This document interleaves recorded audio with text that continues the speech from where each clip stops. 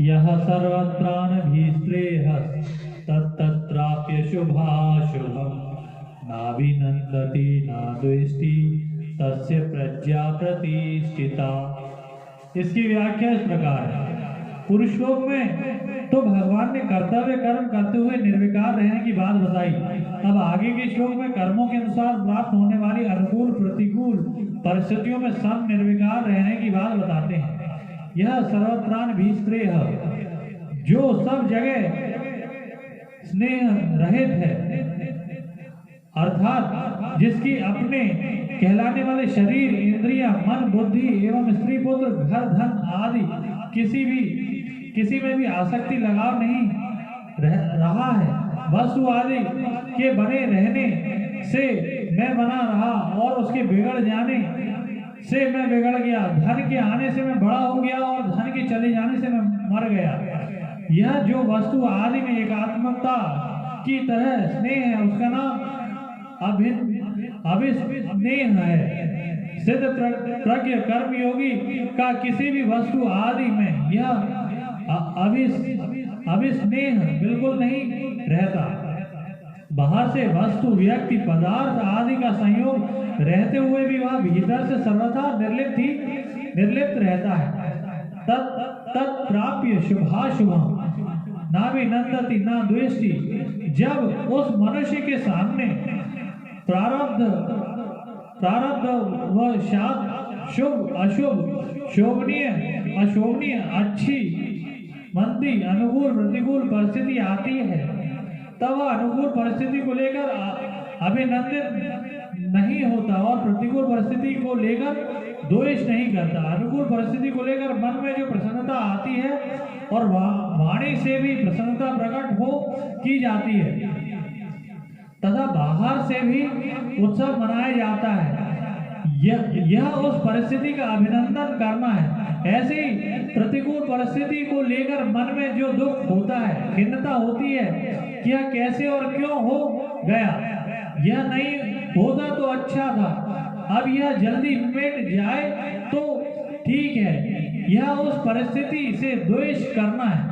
सर्वत्र स्नेह रहित निर्लिप्त हुआ मनुष्य अनुकूलता को लेकर अभिनंदन नहीं करता और प्रतिकूलता को लेकर द्वेष नहीं करता। तात्पर्य है कि उसको अनुकूल प्रतिकूल अच्छे मंदे अवसर प्राप्त होते रहते हैं, पर उसके भीतर सदा निर्लिप्तता बनी रहती है। तब तक कहने का तात्पर्य है कि जिन अनुकूल और प्रतिकूल वस्तु, व्यक्ति, घटना, परिस्थिति आदि से विकार होने की भावना रहती है और साधारण लोगों में विकार होते हैं, उन अनुकूल प्रतिकूल वस्तु आदि के कहीं भी, कभी भी और कैसे भी प्राप्त होने पर उसको अभिनंदन और द्वेष नहीं होता। तस्य प्रज्ञा प्रतिष्ठिता, उसकी बुद्धि प्रतिष्ठित है, एक रस और एक रूप है। साधना अवस्था में उसकी जो व्यवसायत्मिका बुद्धि थी वह अब परमात्मा में अटल हो गई है। उसकी बुद्धि में यह विवेक पूर्ण रूप से जागृत हो गया है कि संसार में अच्छे मंदे के साथ वास्तव में मेरा कोई भी संबंध नहीं है, कारण कि ये अच्छे मंदे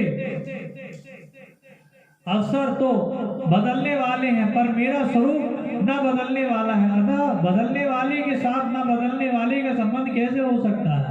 वास्तव में देखा जाए तो फर्क ना तो स्वरूप में पड़ता है और ना ही शरीर, इंद्रिय, मन, बुद्धि में, कारण कि अपना जो स्वरूप है उसमें कभी किंचित मात्र भी कोई परिवर्तन नहीं होता और प्रकृति तथा प्रकृति के कार्य, शरीर आदि स्वाभाविक ही बदलते रहते हैं। तो फर्क कहाँ पड़ता है? शरीर से तादात्म्य होने के कारण बुद्धि में फर्क पड़ता है।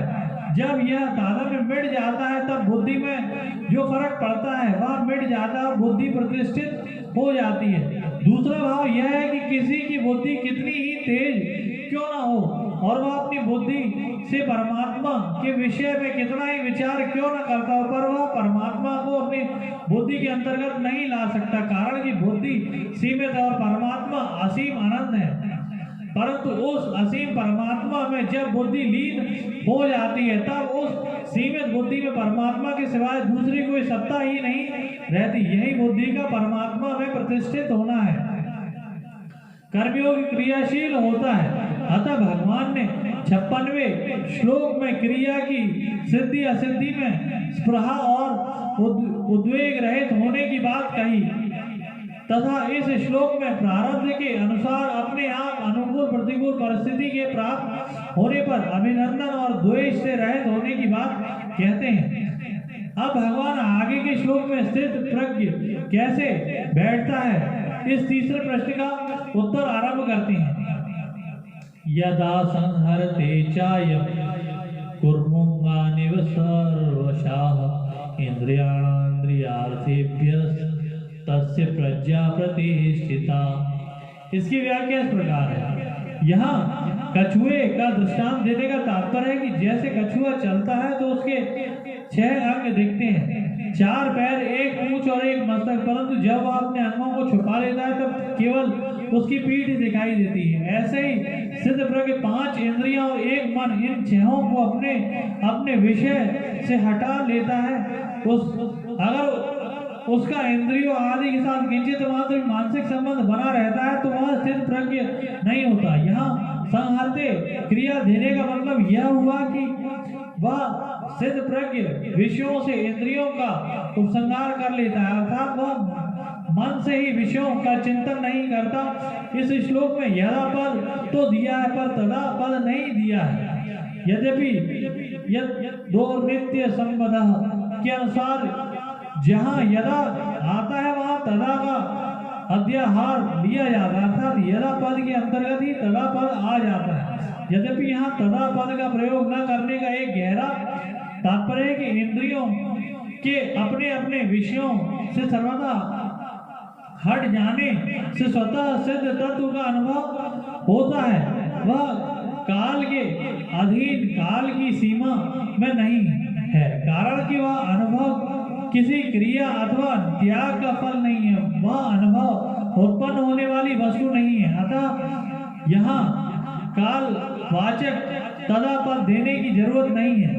इसकी जरूरत तो वहाँ होती है जहाँ कोई वस्तु किसी वस्तु के अधीन होती है। जैसे आकाश में सूर्य रहने पर भी आंखें बंद कर लेने से सूर्य नहीं दिखता और आंखें खोलते ही सूर्य दिख जाता है। तो यहाँ सूर्य और आंखों में कार्य कारण का संबंध नहीं है, अर्थात आंखें खोलने से सूर्य पैदा नहीं हुआ है। सूर्य तो पहले से ज्यों का त्यों ही है। आंखें बंद करने से पहले भी सूर्य वैसा ही है और आंखें बंद करने पर भी सूर्य वैसा ही है। केवल आंखें बंद करने से हमें उसका अनुभव नहीं हुआ था।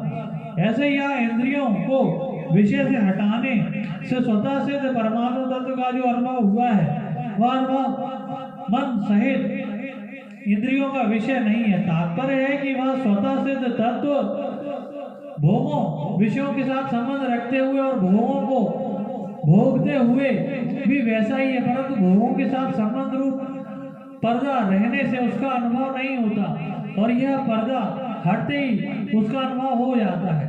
केवल इंद्रियों का विषय से हट जाना ही सिद्ध प्रज्ञ का लक्षण नहीं है। इसे आगे के श्लोक में बताते हैं।